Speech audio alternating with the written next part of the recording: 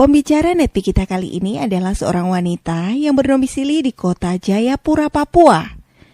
Setelah lulus dari sekolah menengah kejuruan analis kesehatan, beliau bekerja sebagai staf honorer di kantor Palang Merah Indonesia, salah satu instansi rumah sakit umum di Jayapura. Malang tak dapat ditolak. Musibah kebakaran pun menimpa rumah keluarganya, dan hanya menyisakan satu pakaian yang melekat di badan. Dengan tekad yang kuat, beliau bersama sang ibu bekerja keras dan berjuang di Tiens untuk menata kembali kehidupan keluarganya. Perjuangan beliau menjalankan Tiens membuahkan hasil. Kehidupan beliau dan keluarganya berangsur membaik. Beliau juga telah menerima reward berupa trip ke beberapa negara, family car, dan luxury car. Apa kunci sukses beliau dalam menjalankan bisnis Tiens? Mari kita belajar dari Devi Wahyuningsih. Saya datang ke sini, saya tidak ingin menggurui Anda Bapak Ibu, karena kalau saya menggurui Anda, saya kualat Bapak Ibu. Kenapa? Karena peringkat saya belum ada apa-apanya dibandingkan leader-leader Anda yang ada di depan ini. Ya, tapi hari ini saya akan mewarnai perjalanan bisnis Anda. Mungkin Anda butuh warna Bapak Ibu, benar nggak? Yang mana warna yang saya punya ini sangat ekstrim Bapak Ibu. Sudah siap? Tidak mau kabur? Kalau mau kabur dari sekarang memang. Ya, kalau nanti Anda merasa tertampar, jangan marah ya. Karena itulah saya Bapak Ibu. Kelihatan pakai gamis, tapi saya koleris Bapak Ibu. Tapi hati saya Hello Kitty, tenang saja. Kita mulai ya. Hari ini saya tidak akan bicara panjang lebar, karena sebenarnya guru saya ada di sini juga Bapak Ibu ya.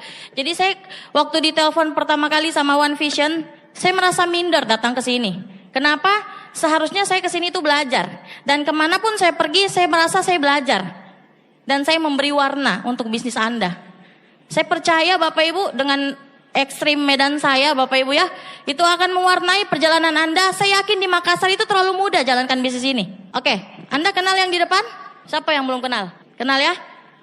Beliau ini orang yang luar biasa ya. Pesan beliau, percaya adalah awal dari kesuksesan. Sudah sering dengar? Sering ya. Bertahan adalah kunci dari kesuksesan. Kalau misalkan Anda tidak percaya sama perusahaan, ngapain masih bertahan? Kan begitu. Lalu kalau Anda ingin sukses, kenapa mesti tidak bertahan? Lagi Bapak Ibu, persiapan yang matang adalah jaminan untuk sukses. Jadi kalau hari ini Anda bersiap untuk belajar, saya percaya Anda akan jadi orang sukses Bapak Ibu. Cepat atau lambat. Ya, yang berikutnya pengorbanan adalah syarat kesuksesan. Mungkin ada yang datang dari kampung, wah perjalanannya berjam-jam, benar nggak? Itulah pengorbanan. Tidak ada orang sukses yang tidak berkorban. Entah dia korban waktu, korban uang, korban perasaan. Paling banyak korban perasaan. Oh, di sana kor. Berarti di sana lagi mengalami ya. Kornya bagus sekali ya. Macam kontak batin kita ya. Jadi mungkin yang paling banyak dirasakan adalah korban perasaan. Mungkin sakit hati ditolak, mungkin sakit hati karena dihina. Wah, kamu cantik-cantik jadi penjual obat gitu ya. Sering? Jadi kalau Anda percaya, Anda bersiap mau belajar, ya, Anda bersiap mau belajar, Anda mau berkorban, saya percaya tinggal tunggu antri Bapak Ibu. Ya. Nah, hari ini saya akan bicara tentang komposisi penentu sukses. Semuanya mau sukses? Kalau mau gagal bukan di sini tempatnya. Ya. Nah, 10% skill. Cuma 10% ternyata kemampuan. Ternyata cuma 10% kepintaran. Ternyata cuma 10% pengetahuan. Tidak usah mencatat, saya kasih materi untuk Anda. Nanti minta di IO. Yang penting Anda pahami. Karena yang saya bawakan hari ini bukan materi teori, tapi materi yang paling penting yang membuat orang bertahan di bisnis ini. Ya, selanjutnya 90% impian dan sikap. Kalau Anda tidak punya impian Pak, Bu, Anda tidak ke sini. Jadi saya tidak bicara tentang impian, karena pasti Anda sudah hatam semua impiannya Pak Louis Tendean. Ya, benar ya? Saya akan bicara tentang masalah sikap. Dengan kerja keras orang bisa naik ke puncak. Dengan kerja keras orang bisa meraih kesuksesan. Tapi dengan sikap orang bisa bertahan. Jadi hari ini saya tidak bahas masalah teknis. Hari ini saya tidak akan bahas masalah teknis. Dan saya kalau nilai-nilai Bapak Ibu ya, dari awal saya menjalankan usaha ini, ternyata yang merubah saya menjadi seperti ini adalah sikap. Ya. Nah, mari kita lihat 90% impian dan sikap. Impian menentukan apa yang akan Anda dapatkan dan sikap menentukan apakah Anda benar-benar mendapatkan impian Anda.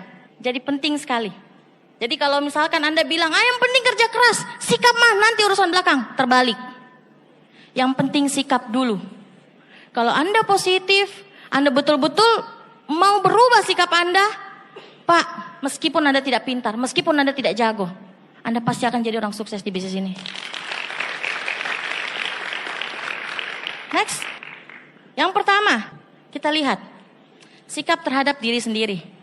Kadang-kadang Pak, kita lupa musuhnya di dalam diri, bukan di luar. Banyak orang yang berhenti dari bisnis ini bukan karena orang lain, tapi karena dirinya sendiri.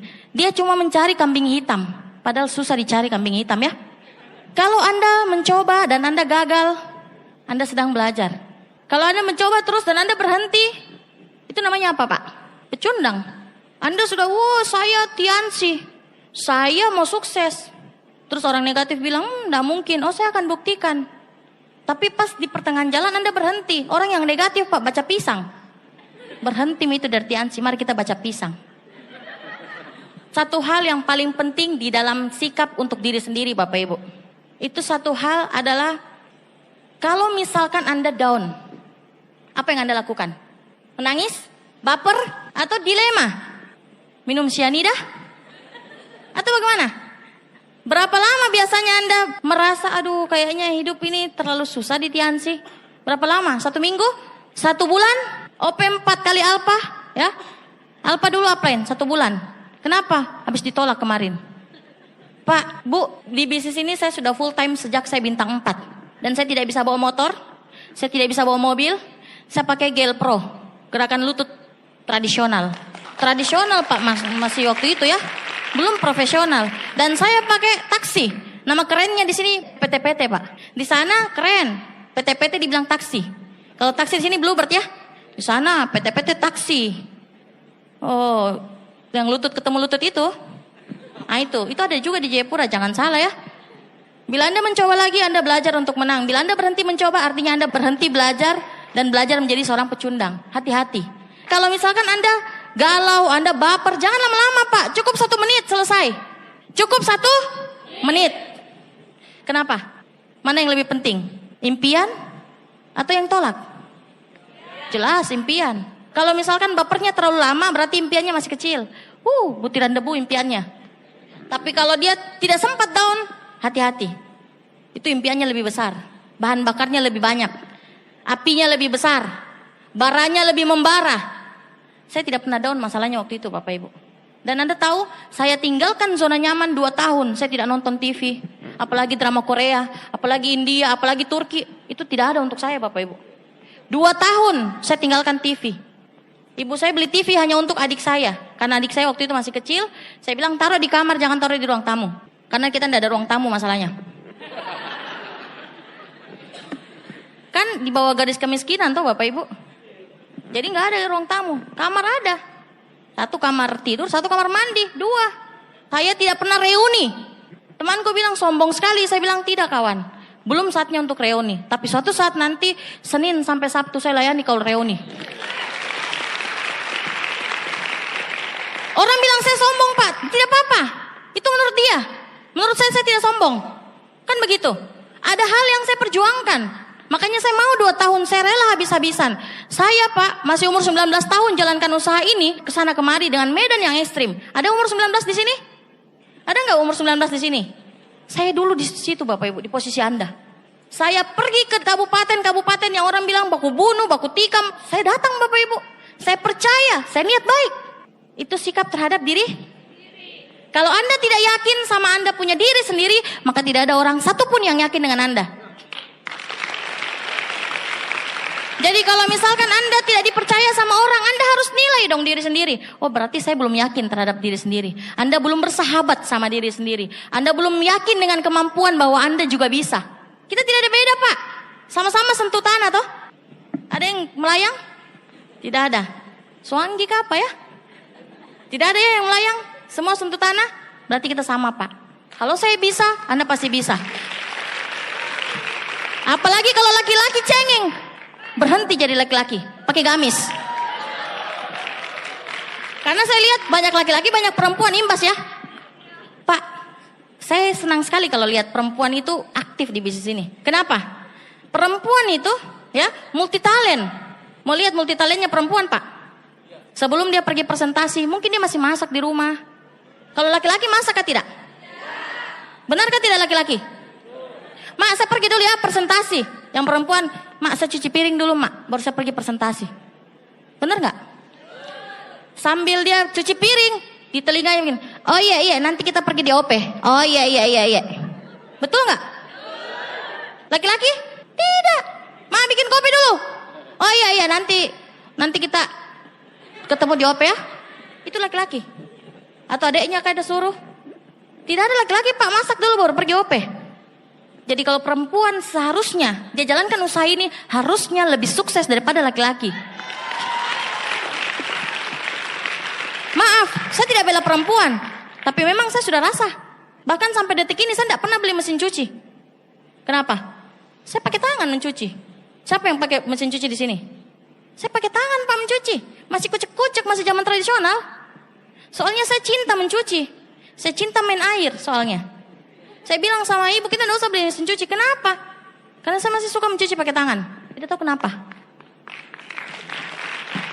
Jadi sebelum saya pergi presentasi, kalau ada cucianku saya mencuci dulu. Kalau misalkan saya lagi mencuci baru ada jaringanku telepon, saya kasih speaker, saya bilang tunggu upline lagi konser. Di tahun itu bilang uplineku pasti mencuci, karena memang saya kasih tahu sama grup, saya enggak punya mesin cuci. Sampai detik ini saya enggak beli. Saya belajar disiplin untuk diri saya sendiri. Saya belajar bagaimana sebelum saya punya rumah tangga, saya bisa urus semuanya tanpa saya pakai pembantu.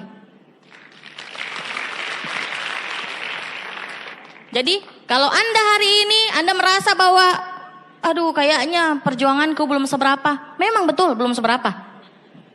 Karena kalau sudah hebat Pak, Anda duduk di depan kan begitu. Mantan ojek ada yang sukses di bisnis ini. Apalagi?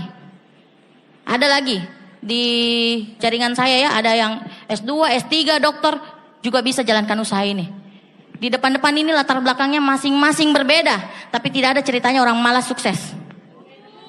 Jadi kalau Anda bilang, saya mau sukses, terus pergi tidur, lupakan. Sukses saja tidurnya, kan begitu.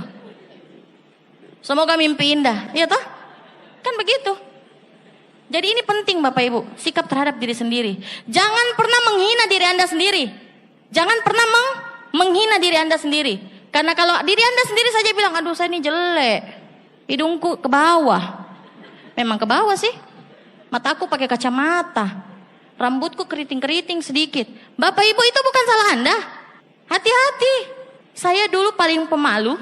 Oh begini-begini saya juga pernah pemalu ya. Pemalu, pendiam. Kalau ada tamu datang saya masuk di kamar. Keluarga loh datang, saya masuk di kamar. Keluarga aku bilang, tampon itu anak. Ibuku bilang memang dia begitu. Jadi saya itu terbiasa dengan kuman. Tahu kuman? Malaria. Kan saya bagian laboratorium Bapak Ibu. Jadi yang saya lihat, yang saya keker itu kuman. Jadi saya terbawa itu. Saya biasanya di belakang layar. Jadi itu terbawa kepada saya sampai di rumah. Tapi begitu saya mengenal bisnis ini, saya dulu Pak melankolis tanpa campuran. Kalau saya baper, saya dengar lagu, oh sembarang yang bikin saya tambah menangis. Pokoknya kalau sudah menangis paling enak sudah rasanya. Ada yang begitu di sini? Ada? Tapi ketika saya rubah semuanya Bapak Ibu, saya percaya bahwa diri saya bisa jadi orang sukses. Nggak apa-apa, manusiawi kan kalau kita baper, dengar lagu tambah menangis begitu, benar nggak? Apalagi anak muda banyak di sini. Putus cinta lah, gagal malam minggu lah, gara-gara OP mungkin, gara-gara jadwal. Kalau ada pacar Anda larang-larang masih pacaran, kasih putus.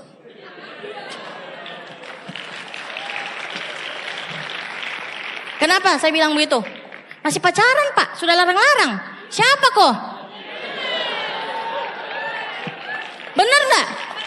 Makanya jadi perempuan harus punya penghasilan. Supaya makan tidak usah ditunggu dibayarin.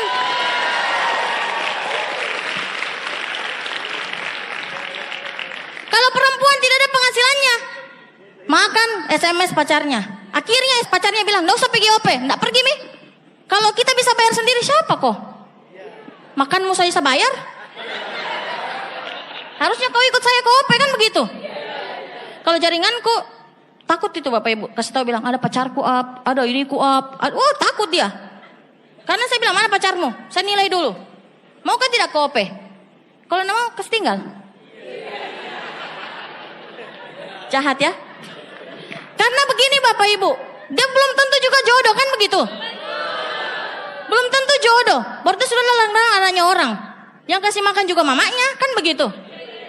Jadi saya bilang, itu pacar hanya hiasan tanpa, ya ibarat kata kalau kau lagi tidak ada jadwal, baru lihat-lihat itu pacarmu. Kalau ada jadwal, enggak usah lihat lagi, pergi jadwal. Saya begitu Bapak Ibu soalnya, tidak tahu kenapa ya, tidak tahu kenapa. Karena kalau saya pacaran, saya jarang sekali minta. Bilang belikan saya kayak ini, aduh, anti. Apalagi kode keras, istilah sekarang. Pasang-pasang status supaya pacarnya baca. Ditak-tak lagi ya.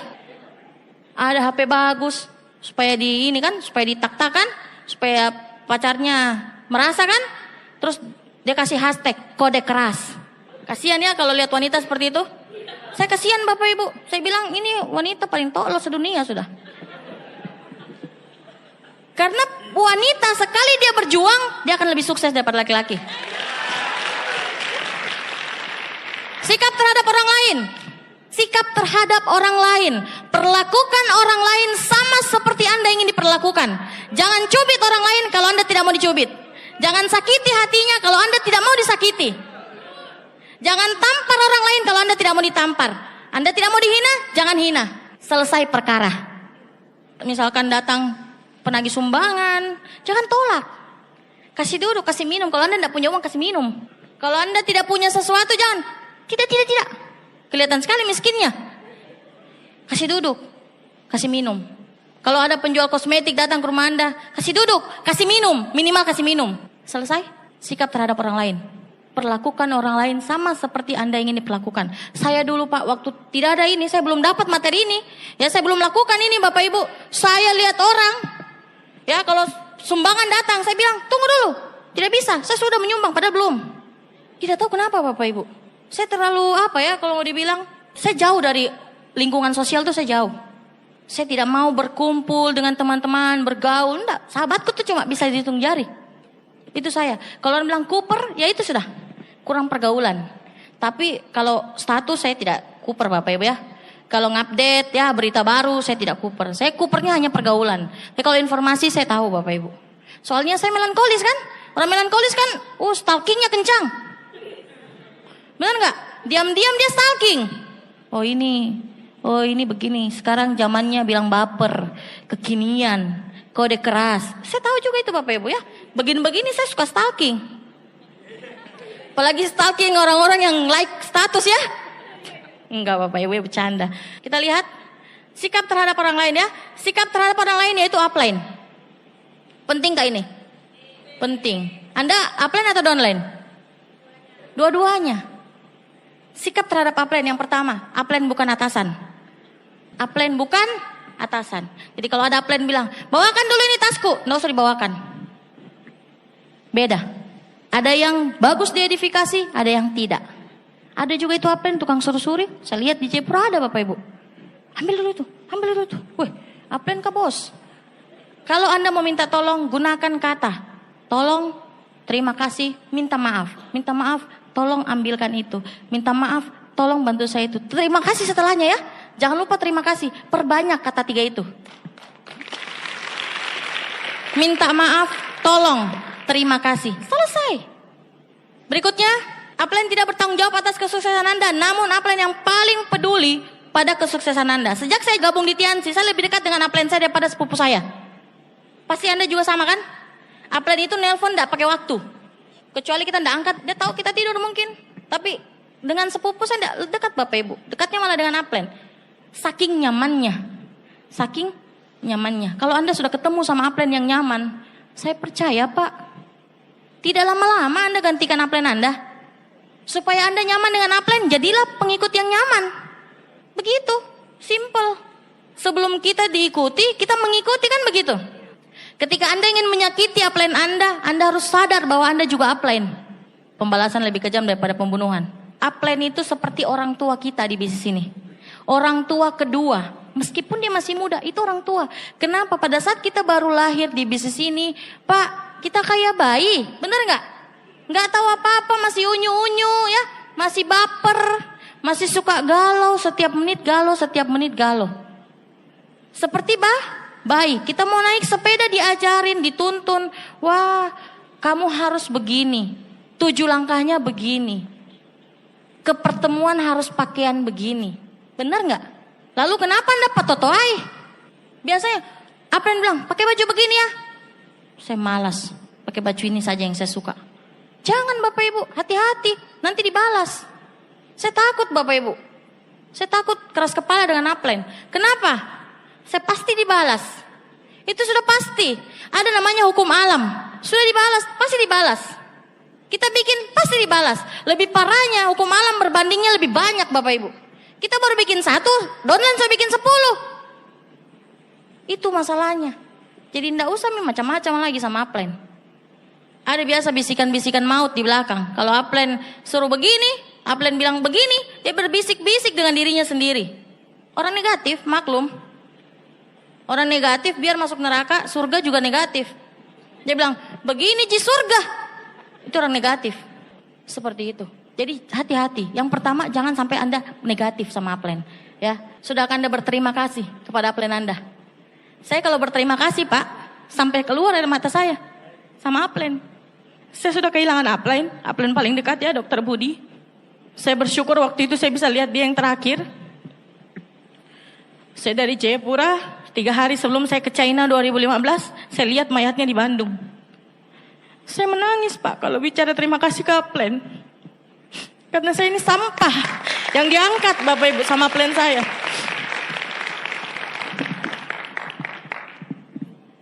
Melankolisku keluar kan? Saya kalau bicara upline Bapak Ibu begitu. Saya mulai ketemu upline cuma 1. Dibilang baca buku ini nak. Cuma disuruh baca buku. Dan ketika saya baca buku itu selesai Bapak Ibu, hidup saya berubah. Pola pikir saya berubah, mindset saya berubah. Apa yang saya baca? Buku Mestakung. Semesta alam mendukung. Diri kita ini magnet Bapak Ibu. Ketika kita berpikir apa, itu yang akan didukung oleh alam. Sayangnya alam tidak bisa memilih. Kalau kita berpikir negatif, negatif yang datang. Kalau kita positif, positif yang datang.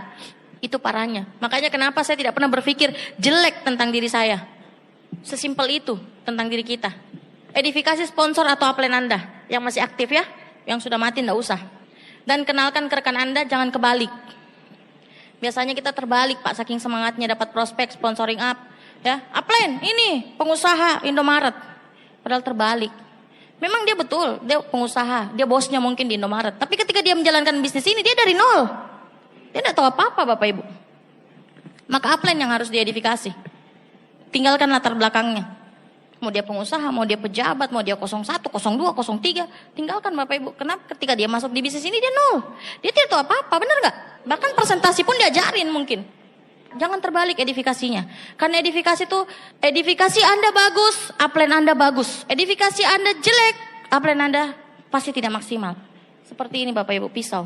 Ketajaman upline Anda berbicara dan langsung closing Bapak Ibu, itu adalah edifikasi. Jadi edifikasi itu seperti pisau Bapak Ibu. Kalau Anda edifikasinya salah, pisaunya tumpul. Upline Anda bilang, woi kita perusahaan bagus Pak, begini Pak, produknya luar biasa. Tumpul Pak pisaunya. Kenapa edifikasinya terbalik? Tapi kalau edifikasi Anda benar, barusan upline Anda bilang, ini perusahaan bagus Pak. Oh iya kah? Saya percaya. Tajam Pak pisaunya, pak, closing.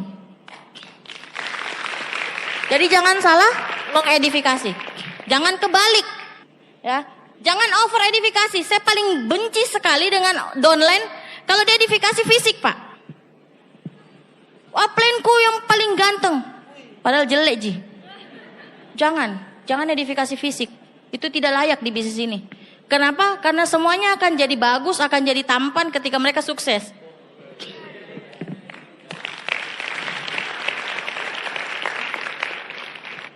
Setelah Anda diedifikasi, Anda edifikasi balik. Karena edifikasi itu seperti bernafas. Anda kan bernafas, benar nggak? Tarik nafasnya Anda buang lagi nggak? Siapa yang tahan? Mati Bapak Ibu kalau ditahan. Sudah selesai, tamat hidup Anda. Ada yang buang terus nafasnya? Enggak ada. Jangan lupa upline kalau sudah diedifikasi. Jangan lupa langsung edifikasi. Kembali. Langsung di tempat yang sama, dengan orang yang sama, dengan posisi yang sama. Kalau berdiri ya berdiri. Jangan salah. Jangan bernafas lalu tidak buang nafasnya. Jangan keasikan diedifikasi. Oh upline ku ini lupa Pak dia. Nanti kalau upline-nya yang paling hebat, ditaunya sama prospek, upline-nya yang paling hebat, benar gak? Akhirnya bisa minta nomornya upline-mu. Oh iya Pak silakan Pak, bisa Pak. Akhirnya Pak Cenceng, minum munkor bagaimana? Taliwa atau kalau tanya minum munkor, buka botolnya baru ambil air baru minum. Seperti itu Bapak Ibu. Jadi kalau Anda edifikasi kembali downline Anda, saya percaya hebat sama-sama. Wah, saya juga Pak, Anda beruntung sekali Pak. Kenapa? Karena Anda di bawah jaringan dia. Karena Anda bermitra sama orang yang saya kenal baik Pak ini orang. Perjuangannya Pak, enggak usah ditanya Pak. Ngototnya luar biasa. Dibalik Bapak Ibu, dikembalikan lagi. Supaya si prospek dia bilang begini, sama-sama hebat. Sampai segitunya Bapak Ibu kalau edifikasi. Jangan edifikasi fisik, jangan terlalu berlebihan. Oke? Jangan terlalu berlebihan. Yang benar-benar terjadi itu yang diedifikasi. Yang benar-benar upline lakukan itu yang diedifikasi. Ya, saya rasa masalah edifikasi Anda sudah jago semuanya ya. Sikap terhadap upline ya, masih dalam konsultasi. Percaya dan turuti mentor Anda. Sikap terhadap upline ketika Anda konsultasi, kalau upline bilang turun kok ke bawah, kedalaman sekian, turun di situ, turun Bapak Ibu. Upline bilang habis itu sudah melebar lagi, ikuti Bapak Ibu. Kalau upline bilang turun. Kalau upline bilang kita ke sini, ke kaki yang paling dalam ini, kita ke sebelah lagi nanti minggu depan, ikuti saja. Jangan manut-manut baru tidak diikuti. Patwa-patwain namanya. Ya, kalau Anda tidak ikuti Bapak Ibu, saya percaya kondisinya kayak begini. Anda jalan terus, upline bilang turun, Anda lurus saja. Kayak begini Bapak Ibu kondisinya. Terbakar. Jaringan Anda habis, baru Anda lari ke upline. Emangnya upline tong sampah? Seperti itu. Jadi jangan sampai kena masalah baru lari ke upline. Ada lagi yang lucu Bapak Ibu ya. Biasakan kalau orang mau kejar challenge, konsultasinya sebelum atau sesudah? Sebelum kejar challenge, bener gak? Kalau sesudah kan namanya informasi kan, betul gak? Saya bilang sama downline, jangan kebalik.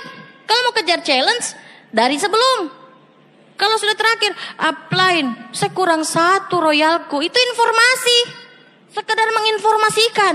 Kalau sudah -2 Pak, kita bisa bikin apa? Betul gak? Bukan Anda saja kan yang mau diurusin oleh upline. Banyak jaringannya upline. Jadi konsultasi sebelum kejar challenge. Upline itu seperti CCTV. Dia bisa lihat slacknya Anda. Dia bisa lihat kelemahan Anda yang Anda tidak bisa lihat. Upline itu seperti pelatih kalau di luar ring Bapak Ibu. Anda kan tidak tahu toh model prospek seperti apa. Melankolis kah, pragmatis kah, koleris kah, sanguin kah. Kita tidak tahu, tapi upline Anda mungkin bisa tahu. Dan Anda punya kelemahan mungkin koleris ketemu melankolis, habis orang melankolis ya. Itulah upline. Upline itu seperti CCTV. Dia bisa melihat. Dia bisa melihat sedalam apa Anda mampu menghadapi sesuatu. Itu upline. Anda semua upline kan? Iya. Jadi kalau upline bilang ikut-ikut saja. Nanti kasusnya kayak begitu tadi ya. Harusnya 1 kali saja belok, ciut, hilang. Tapi ini butuh berkali-kali. Itulah upline. Upline itu seperti CCTV. Seperti pelatih kalau di luar ring. Seperti pelatih kalau di dalam permainan sepak bola. Dia bisa lihat, wah gawang sana begini dia. Wah orang sana begini. Wah downline-ku begini, anak muridku begini. Seperti itu Bapak Ibu. Dan itu Anda tidak bisa lihat. Hanya upline yang bisa lihat. Kenapa? Upline sudah melalui apa yang Anda baru mau lalui. Itu saja perbedaannya. Mereka sudah lewat apa yang Anda mau lewati. Sikap terhadap orang lain yaitu downline. Downline bukan bawahan. Mereka adalah mitra kerja Anda. Pada saat Anda mengajak mereka bergabung, Anda memberikan harapan pada mereka. Jangan kecewakan mereka, bantu meraih impiannya. Yang downline, saya dibela juga ternyata di materi ini ya. Ada tapinya Bapak Ibu. Membantu downline sampai mereka bisa mandiri adalah kewajiban Anda selama downline Anda mau bekerja sama dalam koridor sistem. Beli starter pack, jangan Pak, pinjam saja, berhenti. Berhenti. Tidak bisa dibantu yang begitu. Tidak satu visi soalnya. Anda Bapak Ibu sudah luar biasa visinya, terus Anda ketemu dengan orang yang tidak satu visi. Capek nggak? Capek. Anda follow up terus downline Anda yang tidak mau ke pertemuan. Setiap habis pulang NDT Anda cerita di sana. Tadi NDT 3 sesi, ada orang bawa impian, bagus. Anda mau begitu setiap saat? Mau nggak? Cari yang satu? Berarti Anda harus seperti itu Bapak Ibu. Anda mau downline Anda pertemuan nggak? Anda ke pertemuan dong. Saya nggak pernah tinggalkan pertemuan. Malam Minggu, malam Selasa, malam Senin, semuanya saya datangi Bapak Ibu. Waktu saya di Jogja, saya bingung pergi OP. Mungkin 1 minggu 4 kali saya OP. Karena memang terlalu banyak OP di sana. Kalau di Jayapura sekali seminggu. Tidak urus Bapak Ibu, malam Minggu, malam Senin, ladies night, tidak peduli. Kenapa? Karena sekarang sudah rasa malam Minggu semuanya. Ternyata setelah disurvei, waktu yang berkualitas adalah Senin sampai Kamis. Karena disitulah orang tidak ada di mall, nonton, kolam renang, tidak ada Bapak Ibu. Jadi semua berasa milik sendiri. Saatnya untuk afirmasi di hari Senin, kan gitu. Afirmasi mau punya bioskop sendiri, datang Senin, jangan datang Minggu. Sudah macet, ya, sudah macet di jalan raya, macet juga di antri beli tiket. Di Jayapura ngomong-ngomong sudah ada XX1. Jangan salah. Sudah ada juga mall. Ada Bapak Ibu mallnya. Namanya Mall Jayapura. Di dalamnya ada XX1, ada Innovista, ada biliar, ada. Ada Bapak Ibu. Tapi tiketnya 75.000 satu kali nonton. Dan saya bersyukur sekali waktu masih dalam masa pembangunan, saya masih dalam masa proses perjuangan. Saya bilang jadi mall itu ada uangku. Memang saya target Bapak Ibu sebelum mall itu ada, saya harus sukses. Kenapa? 75 rasa 25. Bayangkan kalau saya satu keluarga Pak, pergi nonton. Habis 1 juta Pak. Popcornnya saja 100 satu ember. Ember kecil. Popcorn gitu. Jagung tembak saja Bapak Ibu. Jadi saya dipaksa untuk cepat sukses. Karena saya hidup di Papua Bapak Ibu. Biayanya mahal. Anda bisa bayangkan? Sekali nonton Pak, itu rasa Pak, 1,5 juta. Sekali nonton sama keluarga. Ada juga El Primer yang pakai selimut itu nonton. Ada juga 150 tiketnya. Tangkis sudah itu Bapak Ibu, ya. Mungkin Anda pas nonton habis uangnya Bapak Ibu. Belum lagi pacarnya mau popcorn ya. Tidak mungkin beli popcorn tidak beli minum, benar enggak? Minum satu paling murah minum itu Ades 30.000. Di sini harga bandara toh, di sana harga dalam kota. Jadi kalau Anda bawa uang pas-pasan, Anda lihat saja orang makan di samping kanan kiri. Anda bilang, yang sabar. Kita bawa makan dari rumah, nggak bisa. Nggak bisa Bapak Ibu, nggak bisa curang, diperiksa di luar. Di Jayapura mahal Bapak Ibu biaya hidup. Jadi kalau Anda bilang, kenapa Bu Devi bisa seperti ini? Saya terpaksa Bapak Ibu. Sebelum semuanya jadi indah di Jayapura, saya harus sukses. Supaya saya bisa menikmati itu.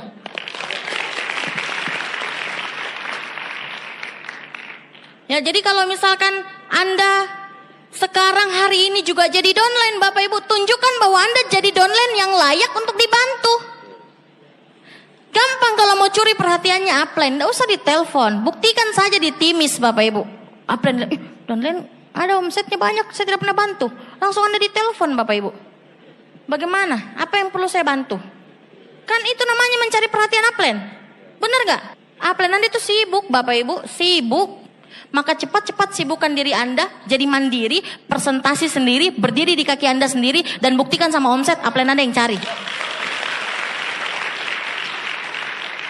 Tidak melakukan pinjam meminjam uang. Ini bahaya sekali Bapak Ibu. Upline, utang dulu, OP. Besok prospekmu 5, utang semua, mau? Nggak tahu Bapak Ibu? Nagih utang, Senin ditagih oke, Selasa ditagih iya, Rabu ditagih bentar, Kamis ditagih sore, Jumat ditagih besok, Sabtu Minggu bank tutup. Janji adalah utang dan utang membuat banyak janji.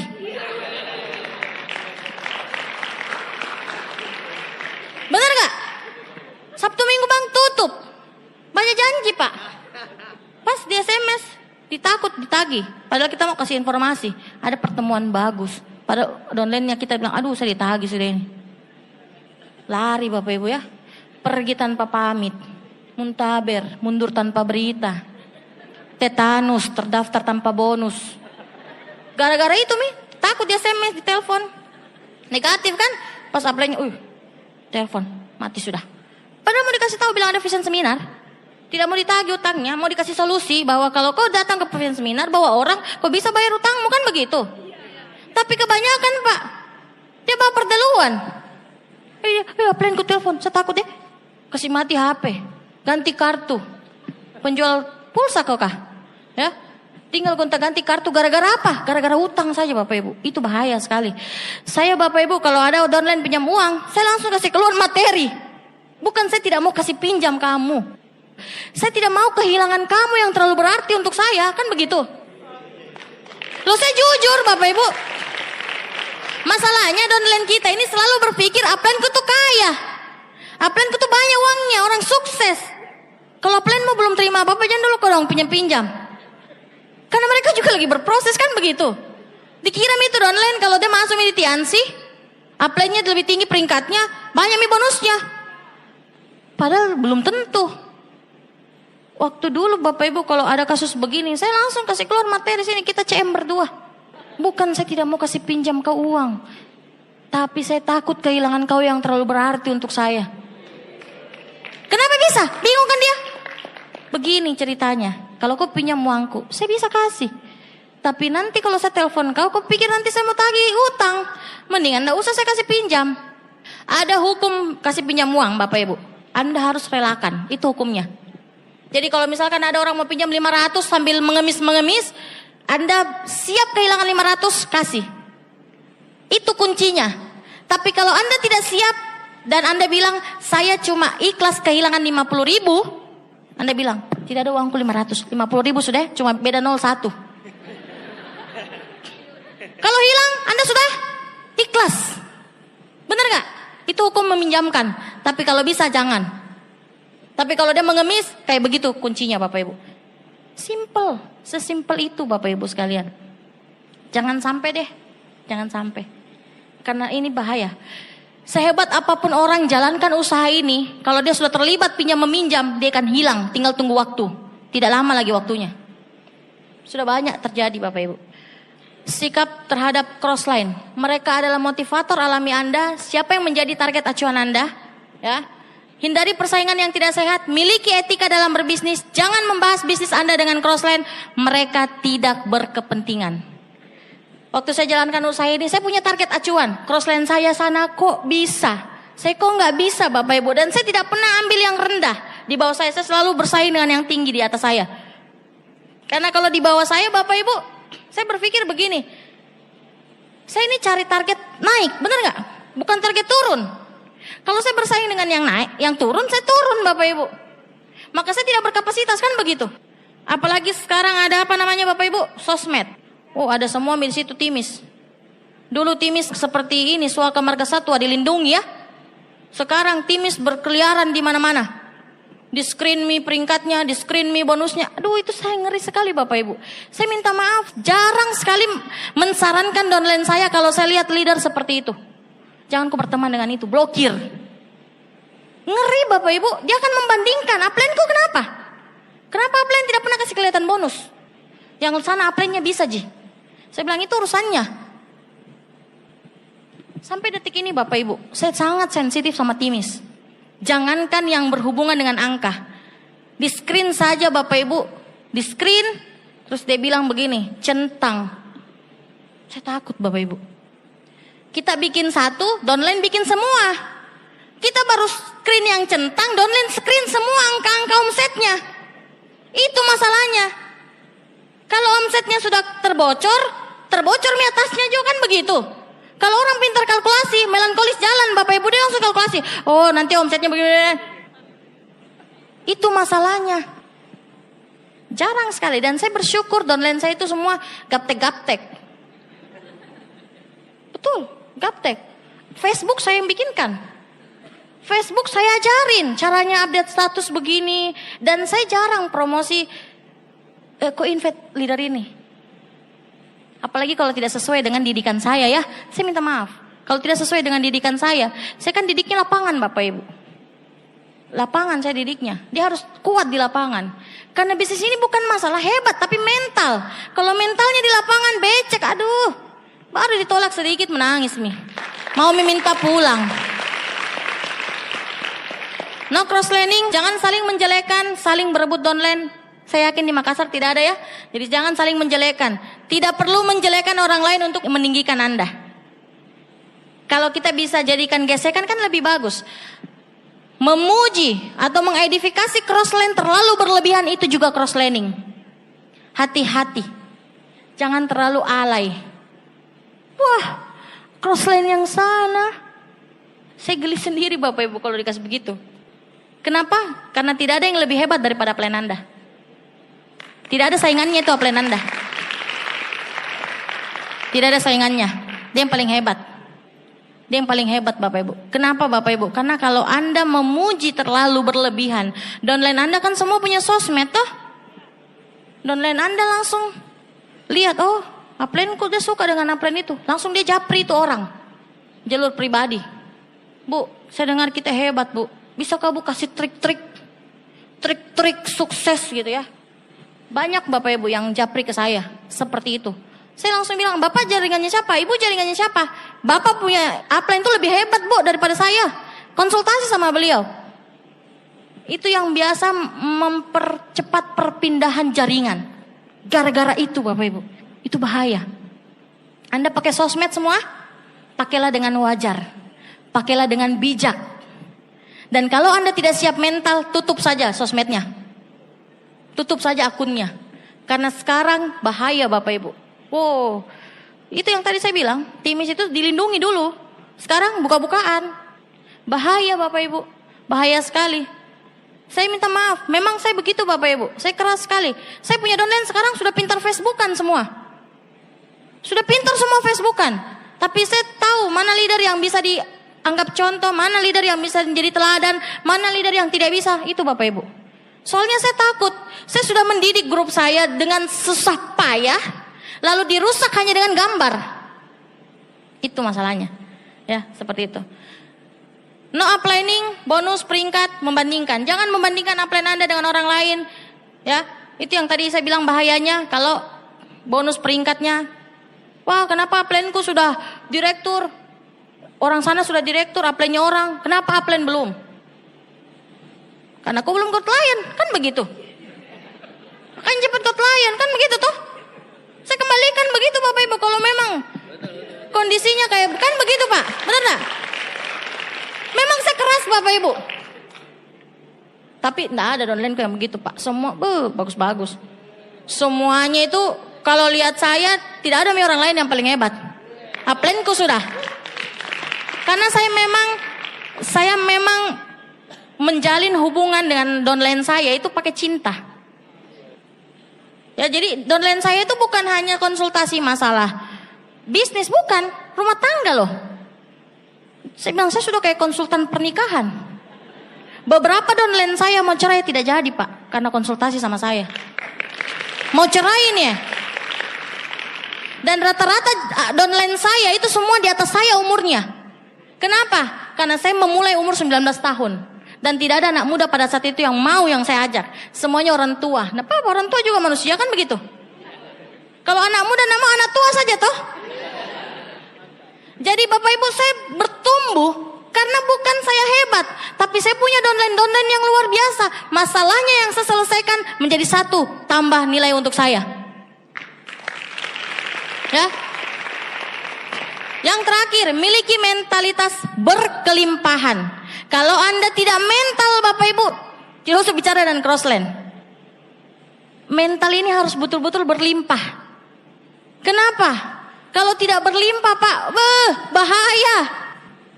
Riskan Pak, tidak usah untuk bisnis ini. Untuk hidup sesama tetangga saja kita harus punya mental.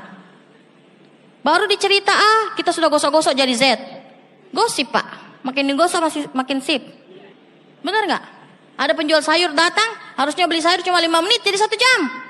Dia presentasi tetangganya. Presentasi tetanggaku begini Makassar Pak ini. Di mana-mana. Orangku, saya orang Makassar ya, Maros. Kalau kita baru bikin A, dia sudah tahu sampai Z. Tidak tahu ada tuyulnya atau tidak. Saya juga heran. Waktu saya awal jalankan bisnis ini Pak, downline saya kan tidak tahu bawa motor, benar nggak? Tidak tahu bawa mobil, pakai taksi. Tapi saya tidak bodoh Bapak Ibu. Saya closing yang punya mobil, saya closing yang punya motor. Kan begitu toh. Jadi kalau saya jadwal sama mereka gonta-ganti antar saya toh. Hari ini mobil Kijang, besok kuda. Tetangga semua kaget. Weh, Devi, gonta-ganti mobil yang antar. Saya prinsipnya cuma satu, biar tetangga mau bicara sampai robek mulutnya. Yang penting orang tuaku oke, saya tidak urus. Bapakku orang Makassar asli dengan didikan yang sangat keras.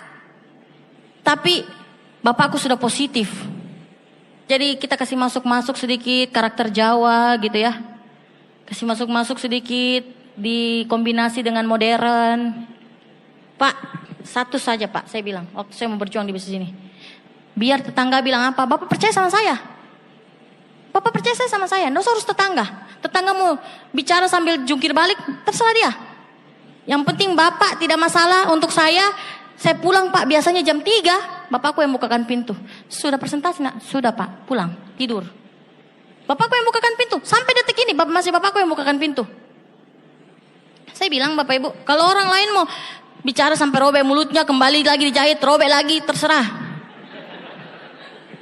Yang penting Bapakku percaya sama saya, Bapakku oke, Bapakku tahu kemana saya pergi, tidak masalah. Karena hidup saya, oke? Hidup kita, bukan tetangga punya.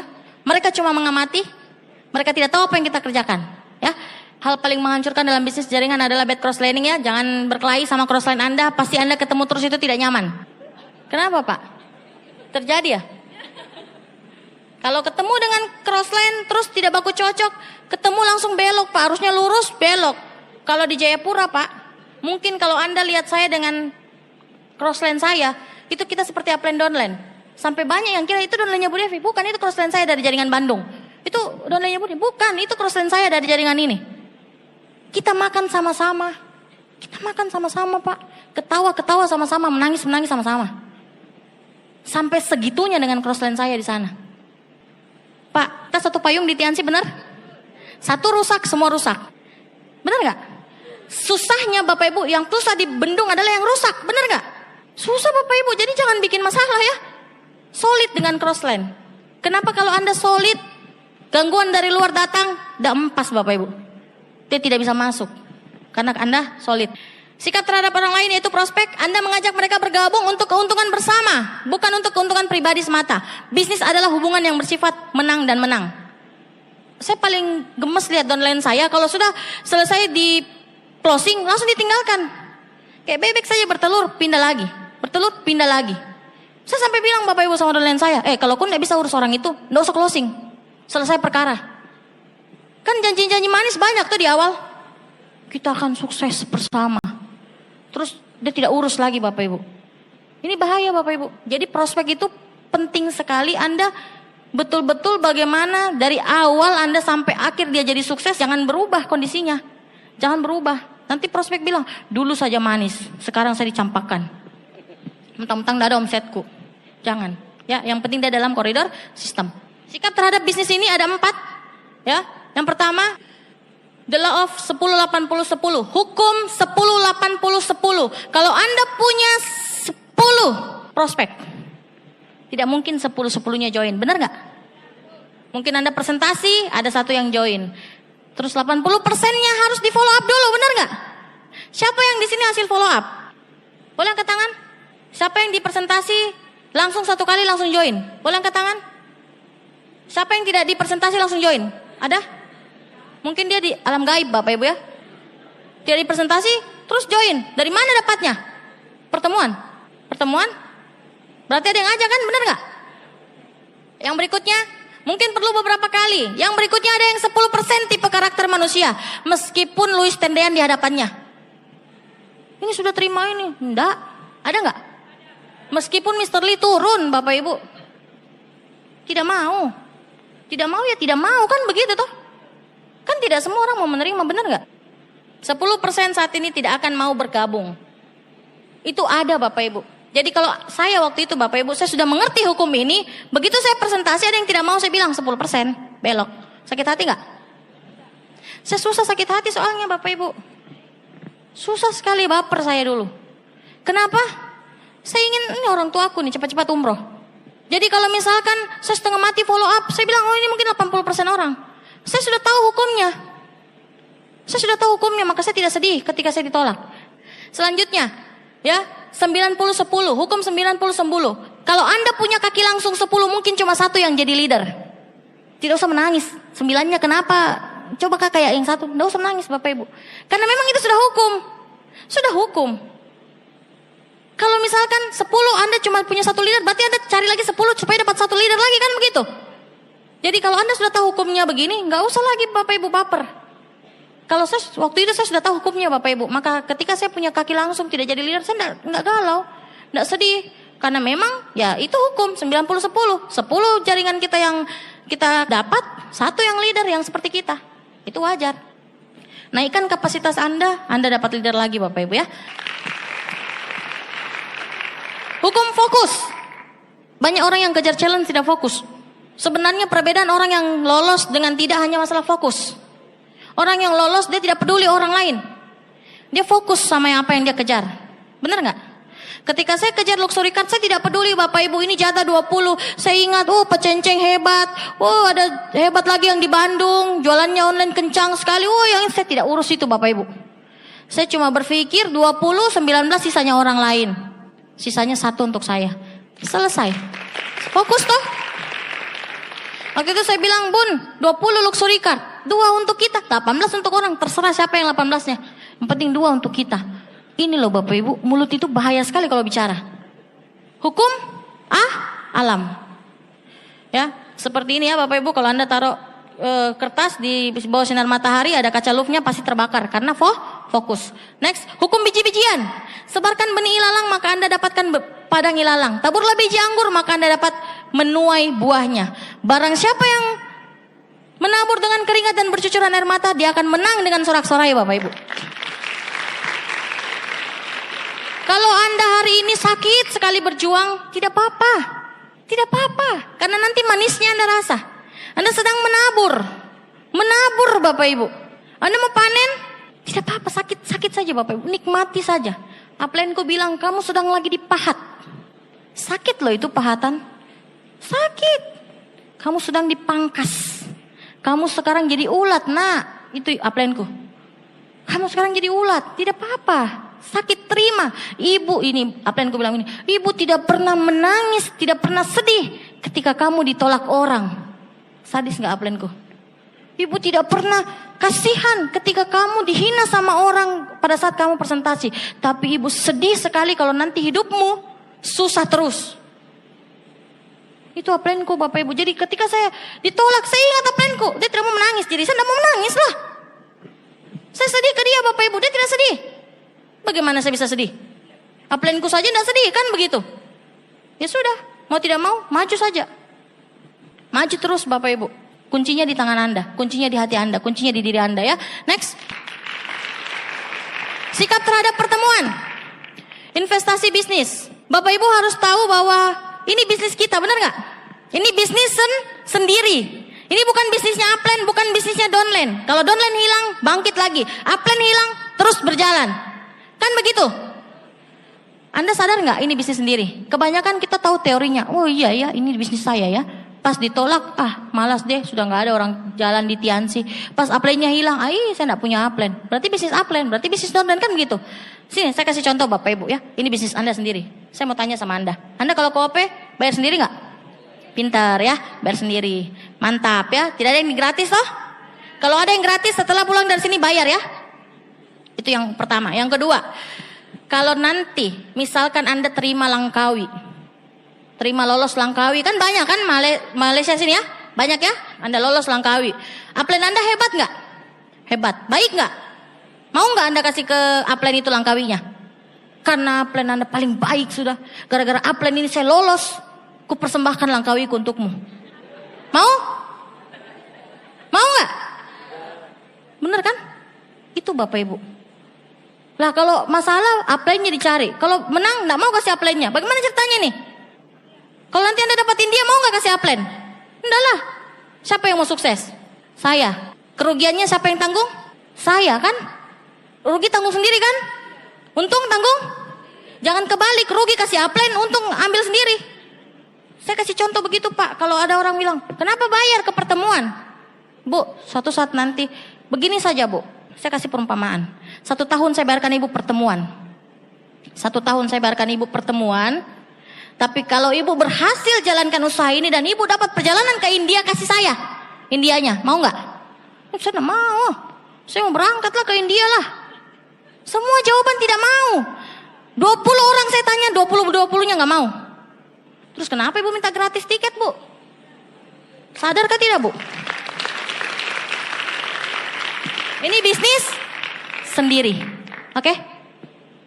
Tanggung sendiri, menang sendiri. Kan begitu. Ya.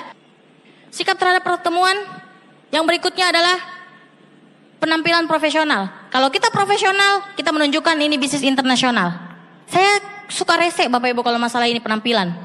Karena saya suka kalau lihat downline-ku dasinya lari ke sini, saya langsung bawa ke kamar mandi. Kita ke kamar mandi dulu. Kenapa upline? Dasimu ini lari ke sana kemari. Betul, ya. Baju diperhatikan, sepatu tidak perlu mahal, yang penting nyaman, rapi, kan begitu? Benar nggak? Terus dicek juga baunya, jangan sampai bau sinar matahari kita pakai. Cek baunya, kalau bau cuci kembali Bapak Ibu, ya. Tas, ikat pinggang, cek bau badan, bau mulut Bapak Ibu. Karena kita menghadapi orang, kita presentasi orang ini ceritanya, benar nggak? Kalau pas kita ngomong langsung orang dia begini, wah itu bahaya. Ada apa ini? Belum jurus keluar sudah begini Bapak Ibu ya. Sudah saya duluan ya. Jadi bahaya Bapak Ibu ya. Karena saya tahu ini bisnis profesional. Mentalnya sudah dibentuk jadi sukses dari awal. Mending bintang kecil mental besar bintangnya daripada bintangnya tinggi. Mentalnya kayak prospek baru datang Bapak Ibu. Datang ke pertemuan, itu tidak urus pakaiannya. Padahal peringkatnya sangat dihormati ya. Bapak Ibu, perbedaan orang biasa dengan luar biasanya perbedaan luar. Kalau Anda mau jadi orang luar biasa, perbaiki luar Anda. Penampilan Anda diperbaiki. Karena itu penting. Orang melihat Anda. Benar? Orang gak peduli. Orang join kepada Anda bukan lihat perusahaan yang pertama, tapi Anda. Karena dia percaya sama Anda, maka dia join. Kan begitu. Jadi perbaiki penampilan Anda. Sikap terhadap pertemuan ya, yang lainnya tidak membawa anak-anak, hadir 10 menit ya, sayangkan HP, tidak membawa makan dan minum, mengutamakan kepentingan bersama di atas kepentingan pribadi. Ini tadi saya sudah bahas masalah pakaian. Ya meskipun Anda tidak nyaman dengan jas, tidak apa-apa. Demi kepentingan bersama, rapikan pertemuan pakai jas. Ya, edifikasi sponsor Anda lalu kenalkan rekan Anda ke sponsor. Sikap terhadap masalah. Mengeluh berarti menciptakan masalah baru. Mengeluh tidak menghasilkan solusi. Mengeluh memperburuk situasi. Upline Anda akan jenuh dengan keluhan Anda dan mulai menghindari Anda. Hati-hati kalau yang suka mengeluh. Bagi Anda sendiri, Anda akan semakin diyakinkan bahwa situasi sangatlah sulit dan tak terpecahkan. Ingat, sesuatu yang terus diulang-ulang akan terjadi. Benar gak? Upline bukan tong sampah keluhan. Jangan mengeluh. Jangan mengeluh. Karena akan terduplikasi Bapak Ibu. Anda mengeluh baru A, downline mengeluh sampai Z. Ya jangan mengeluh. Apapun kondisinya, terima dulu. Terima dulu. Positif dulu. Positif dulu. Itu yang paling penting. Ya next. Sikap terhadap kegagalan ya. Kemenangan terbesar kita bukanlah karena kita tidak pernah jatuh, tapi karena kita bangkit setiap kali kita jatuh. Salah satu penyebab kegagalan yang paling lazim adalah kebiasaan menyerah pada saat menghadapi kekalahan sementara. Mungkin Anda sudah di depan pintu ketemu leader. Pas Anda ditolak, Anda mungkin punya masalah dengan downline, Anda punya masalah dengan apa yang Anda belok Bapak Ibu. Padahal tinggal 1 langkah. Itu kekalahan sementara. Maju terus, apapun masalahnya, maju terus. Semuanya ada solusinya Bapak Ibu. Ya. Bapak Ibu, Anda orang biasa di backup sama perusahaan besar, kenapa Anda mesti malu? Kenapa Anda mesti gengsi? Sama seperti Bapak Ibu, Anda ketemu preman, di belakang Anda polisi.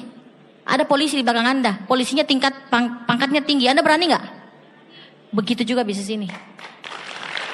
Anda orang biasa, ketemu prospek sponsoring up, Anda nggak usah malu. Di belakang Anda yang membackup perusahaan 200 negara Bapak Ibu. Perusahaan dunia. Oke? Jadi kalau Anda merasa Anda kecil, tidak apa-apa, manusiawi. Tapi harus ingat, di belakang Anda ada orang besar. Ada perusahaan besar, ada upline Anda yang luar biasa. Ya, next, sikap terhadap perjuangan. Ya, kadang-kadang perjuangan itu seperti mendaki gunung. Ada orang yang di bawah sudah capek, akhirnya dia keluar. Ada orang yang di tengah, sudahlah kita berkemah saja. Kayaknya saya sudah capek naik ke gunung. Ada orang yang tidak mau, dia harus sampai di puncak. Benar Pak, naik ke puncak itu susah. Susah, naik gunung itu susah Bapak Ibu. Ya, tapi lebih susah kalau kita tidak punya apa-apa. Susahnya double-double Pak. Orang beli kipas angin, kita yang tak putar. Orang beli AC, kita yang kedinginan. Orang beli mobil Pak, kita yang bunyi klakson. Ini bagaimana ceritanya ya? Itu susah Bapak Ibu, itu karena susah. Ya, jadi Anda memang menuju puncak itu susah, tapi hati-hati Bapak Ibu. Kalau Anda tidak susah, dunia akan lebih keras ke depannya. Karena inflasi akan terus terjadi. Inflasi akan terus terjadi. Next. Lakukan dengan sepenuh hati bisnis ini Bapak Ibu. Kalau Anda sepenuh hati, pertemuan tidak perlu lagi di SMS. Pakaian tidak perlu lagi dikasih tahu. 7 langkah tidak perlu lagi diajarkan. Kalau Anda sepenuh hati, jalankan bisnis ini dengan hati Bapak Ibu. Karena orang yang menjalankan bisnis ini dengan hati, hasilnya pasti berbeda. Ingat Bapak Ibu, Anda tidak perlu hebat, karena hebat itu berproses. Tapi ingat, sikap Anda yang Anda harus hebatkan. Meskipun Anda masih bintang 5, bintang 6, bintang 7, berperilakulah seperti diamond Bapak Ibu. Kenapa? Peringkat mengikuti kapasitas Anda. Saya ingin cerita tentang lakukan dengan sepenuh hati Bapak Ibu. Saya punya downline yang kondisinya banci. Orang Papua asli, orang Serui. Banci total. Rambutnya panjang, bajunya tali satu, roknya, padahal blacky Bapak Ibu ya. Sepaha, haknya Pak, kala-kala tingginya sepatuku, 10 cm. Anda tahu nggak waktu saya ketemu dia? Emangnya dia bisa jadi leader Bapak Ibu? Enggak lah. Nampangnya aja banci kan begitu. Saya sudah minta izin Bapak Ibu untuk men-sharingkan dia. Orangnya masih ada sekarang ya. Namanya Fael, saya ke Bali sama dia ya. Kalau dibilang pelacurnya banci dia sudah. Tapi satu yang saya tidak pernah lupa dari dia. Setiap jam 4 subuh Bapak Ibu, dia selalu bangun, dia baca Alkitab. Mau dia tidur di rumahku, mau dia tidur di kos-kosanku. Saya kan suka berjuang sama dia Bapak Ibu. Kadang-kadang saya kaget, siapa yang menyanyi Alkitab subuh-subuh? Ternyata Fael, namanya Fael. Ternyata dia yang bangun. Dia bilang, dia ingat satu pesan Bapak Ibu dari mamanya. Mau selontek apapun kamu nak setiap hari, jangan lupa bangun subuh baca Alkitab. Karena kita tidak tahu umur kita. Itu yang saya belajar Bapak Ibu sama dia. Jadi kalau kita bangun tahajud, dia bangun baca Alkitab jam 4 subuh. Jam 4 subuh. Jam 4 subuh. Bapak Ibu waktu dia ke pertemuan, dia tidak mau pakai jas. Dia laki-laki kan? Dia tidak mau pakai jas Bapak Ibu. Dia bilang, saya mau pakai dress. Saya bilang, iya sudah, tidak apa-apa pakai dress. Saya ikuti dulu maunya Bapak Ibu. Sampai Bapak Ibu, saya suruh pakai jas, nangis dia. Kakak, saya tidak bisa. Begini, ada jas perempuan. Mau kita cari sama-sama? Oh iya kah? Bisa kah jas perempuan? Bisa. Ayo kita pergi cari. Cari Bapak Ibu, jas perempuan. Harus begitu. Yang penting dia mau pakai jas. Sudah bintang 7 dia mau pakai jas. Tapi sikapnya positif sekali. Dan Anda tahu nggak? Ketika saya bersama dia, banyak tetangga bilang, ngapain kau harus banci tuh? Bapakku orang Makassar asli Bapak Ibu. Kadang sial katanya. Kalau ada banci dalam rumahnya kita, benar nggak? Tapi maaf Bapak Ibu, itu tidak berlaku di saya. Saya menerima semua downline saya cinta semua downline saya seperti saya cinta sama diriku sendiri. Akhirnya dia berubah. Ingat, seseorang yang keras akan berubah dengan hati Anda yang lembut. Akhirnya apa Bapak Ibu? Akhirnya sekarang dia sudah pakai jas. Lihat dong. Berubah Bapak Ibu ya. Lihat. Dia di Jogja sekarang ya, bangun jaringan. Dia sudah ke Cina. Mau jadi banci Bapak Ibu, baru ke Cina. Dia sudah ke Singapura, Malaysia. Dia sudah pegang-pegang Mr. Lee. Anda sudah belum? Belum tah? Oh, jangan salah Bapak Ibu, jaringan saya yang ini buas ya. Dia sudah foto dengan DJ Yasmin. Paling teachable. Apapun yang dia konsultasikan ke saya, dia selalu ngomong Bapak Ibu, dan dia selalu lakukan. Gampang kalau saya mau tahu dia masih banci atau bukan. Saya tanya, mau nikah di mana? Kalau dia masih bilang Belanda, masih banci. Tapi sekarang ada pacarnya, perempuan pacarnya. Sekarang dia menjadi aktivis gereja. Hidupnya kelam Bapak Ibu. Hidupnya kelam. Tapi hati merubah semuanya. Kalau Anda jalankan dengan hati bisnis ini, Anda sikapi seperti Anda seorang leader, Bapak Ibu. Siapapun yang Anda datang kepada Anda terima Bapak Ibu. Terima dulu. Mau dia banci juga manusia Bapak Ibu. Dia juga mau berubah. Dia sampah masyarakat yang selalu dihina. Tapi keluarga saya selalu menerima dia. Sampai sekarang dia jadi seperti itu dan dia calon Bronze Lion Bapak Ibu. Grupnya berkembang sampai di Flores. Sekarang dia bangun jaringan di Jogja. Bapak Ibu, satu hal yang saya belajar dari dia. Dia tidak pernah makan hati dengan orang yang bilangnya dia banci. Dia selalu terima. Saya bilang terima dulu dek, terima dulu. Kalau kau terima, kau tidak akan sakit hati. Karena itu obatnya kita. Terima dulu. Dia adik di bawah saya, 1 tahun bedanya. Saya bilang terima dulu. Kalau kamu sudah terima, saya percaya suatu saat nanti semua orang akan angkat topi dengan kamu. Bapak Ibu, mamanya kalau ketemu saya menangis. Terima kasih sudah rubah anak saya. Dia tidak dianggap